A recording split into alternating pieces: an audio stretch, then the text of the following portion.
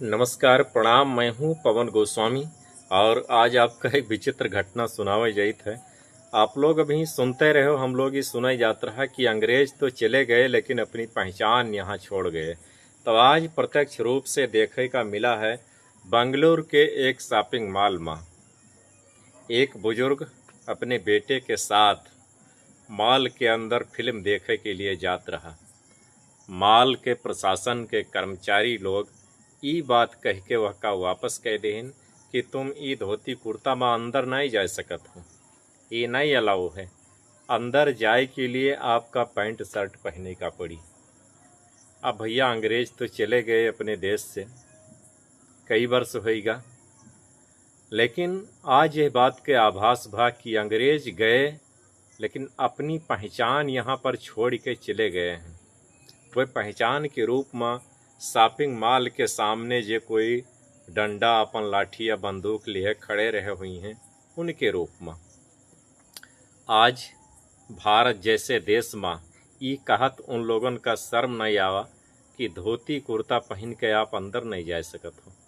उन्हें बताओ हाल, एक बार प्रयागराज के घटना आए जब महाकुंभ लागत है, वह महाकुंभ में हम गैन रहा तो वह महाकुंभ में तमाम अंग्रेज लोग आए रहा। वह अंग्रेज में से एक अंग्रेज का हम देखा कि अपने यहाँ के एक बुजुर्ग धोती कुर्ता पहने रहा, तो वो आए के उनके आगे ऐसे हाथ जोड़ के खड़ा हुआ और उनके चरण पर गिर पड़ा, मात्र धोती कुर्ता पहने के उद्देश्य से। धोती कुर्ता पहने रहा वो बुजुर्ग ऐसे, और हम तो पैंट शर्ट पहने खड़े रहें तो हमरे आगे तो नहीं हाथ जोड़ के खड़ा हुआ। हम कहा देखो ये अंग्रेज चले गए हैं ज़रूर, लेकिन आपन पहचान आपन सब कुछ तो यहाँ छोड़िन गए हैं, लेकिन कुछ नहीं कुछ यहाँ से लेके ज़रूर गए हैं। वह का नव अगर अपनावत हैं तो याद तो ज़रूर करते हैं। लेकिन ये अपने देश में शर्म लागत है जब धोती कुर्ता के अनादर होते हैं। फिर परिणाम का वह परिणाम वहाँ का वह झेले। वहाँ के प्रशासन का जब ये बात के पता चला, प्रशासन आनन फानन में यह फैसला लेहिस और उनके शॉपिंग मॉल में ताला लगवाए दी 7 दिन के लिए। अब चलो, अब 7 दिन के तो तुहार ऐसी तैसी भय की हिस। बेइज्जती तो वह बुजुर्ग के जरूर भा, जेके आगे हम लोग हाथ जोड़ के वंदना कीन जाते हैं। उनके बेइज्जती आपके द्वारा कीन गए सिर्फ धोती कुर्ता की वजह से। तो ये हमारे देश के पुरान पहनावा है धोती और कुर्ता, ये पुरान सभ्यता है और ये सभ्यता का जिंदा राखब बहुत ज़रूरी है। यह सभ्यता का जिंदा राखब बहुत ज़रूरी है, काहे से हमरे धीरे धीरे संस्कृति और सभ्यता के लोप होती जा रही है। सरकार के यहाँ पूरे देश में जितने प्रदेश हैं, सब सरकार का अलर्ट हो जाए चाहिए। यह तरह के जो कोई घोषणा करें, सार्वजनिक स्थल या शॉपिंग मॉल या दुकान चाहे जो कुछ भी हुए, उनके खिलाफ तुरंत एक्शन लिए का चाहिए, तुरंत प्रतिबंध लगावे का चाहिए ऐसे सार्वजनिक स्थल, ऐसे शॉपिंग मॉल पर जहां धोती कुर्ता के विरोध करते हैं। अगर ये लोग ऐसे मनमाना कानून पास करत रही हैं, मनमाना नियम बनावत रही हैं ये मॉल वाले, तो एक दिन ऐसा आई जाए कि लोग धोती कुर्ता वाकई में भूल जाए हैं। फिर भी आज गांव देहात में सार्वजनिक कार्यक्रम में शादी विवाह के अवसर पर धोती और कुर्ता पहना जाता है। बहुत से लोगन का देखी थे भी गांव और देहात में सार्वजनिक कार्यक्रम में पूजा पाठ के समय में धोती कुर्ता पहना जाता है, और हम लोग भी अगर वह उम्र पर पहुँचब तो धोती कुर्ता जरूर पहनब। धोती कुर्ता पहने का सबका नहीं आवत है, अब जे कोई जानत है भैया ते पहनत है, ये सबके बस के है नहीं है। तो हुआ कि सरकार जो फैसला लेहिस तो उन तो बहुत अच्छा किहिस, बहुत तो सम्मान के फैसला लेहिस, और ऐसे ही पूरे देश में सरकार का एक कानून बनाए का दिए चाहिए कि जो कोई यह तरह के आदेश जारी करें मनमाना, उनके खिलाफ तुरंत एक्शन लीन जाए और उनके जौन कुछ अट्टा सट्टा जौन कुछ है अट्टा पट्टा सब कुछ रद्द कर दी जाए। वही मॉल में, बेंगलुरु के मॉल में केवल 1 सप्ताह के लिए ताला लगा है। हम तो ये कहते रहें कि आजीवन ताला मार दिन जात। नहीं आजीवन अगर तो 1 साल के तो कम से कम दंड दी नहीं जात। 1 साल के अंदर उनके ऐसी तैसी हो जात, पता न चलत कि कहाँ वो पहुँच गए। एक बुजुर्ग के, एक धोती कुर्ता के, एक भारतीय संस्कृति के, एक भारतीय सभ्यता, एक भारतीय परिधान, भारतीय परंपरा के बेइज्जती करे के मतलब का होता है। तो आज ये पूरे देश में चर्चा का विषय बना है।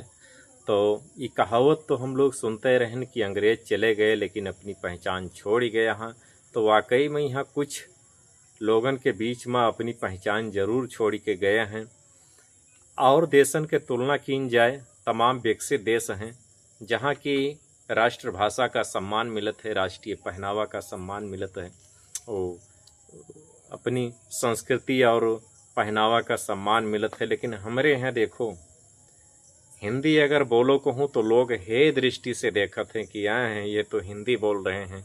जबकि पड़ोसी मुल्क चाइना में अगर देखा जाए तो संसद के अंदर वो किसी अन्य भाषा में, दूसरे भाषा में वक्तव्य यापन नहीं दे सकते हैं। जौन वहाँ के भाषा है, जापान जैसे विकसित देश में देखा जाए तो जौन वहाँ के भाषा है वही भाषा में कुछ बोल सकते हैं।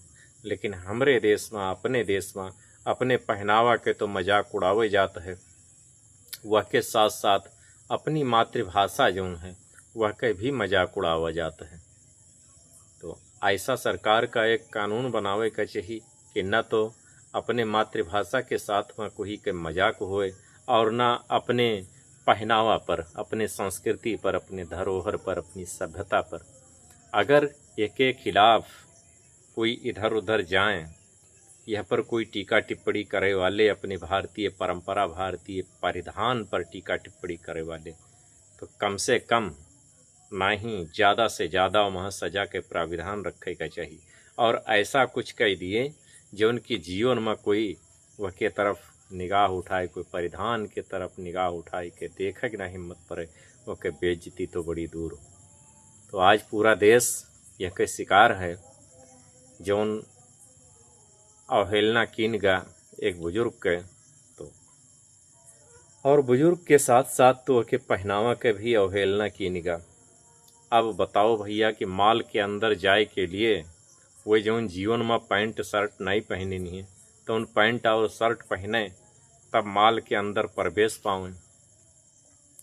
अब ई तो वे न कह पाई हैं, भले ही माल से उनका वापस भेज दी निगा, वे थोड़ा अपने का बेइज्जती महसूस कई माल से वापस चले आए। लेकिन ये आपके बेइज्जती नहीं है, ये बेइज्जती पूरे देश के है, ये बेइज्जती अपने भारतवर्ष के है, ये बेइज्जती आर्यावर्त के है, ये बेइज्जती हिंदुस्तान के है, ये बेइज्जती हिंदुस्तान में रहे वाले प्रत्येक नर और नारी के है।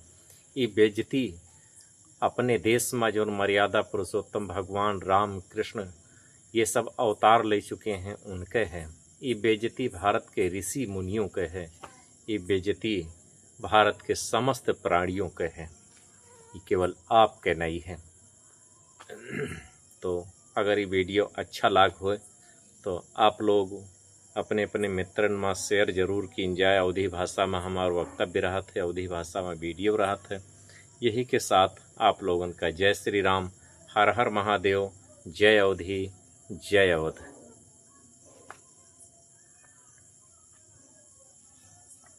देखो भैया, इन वक्त पर लाइट चली गए और ये वीडियो बन रहा है केवल मोबाइल के रोशनी में ही।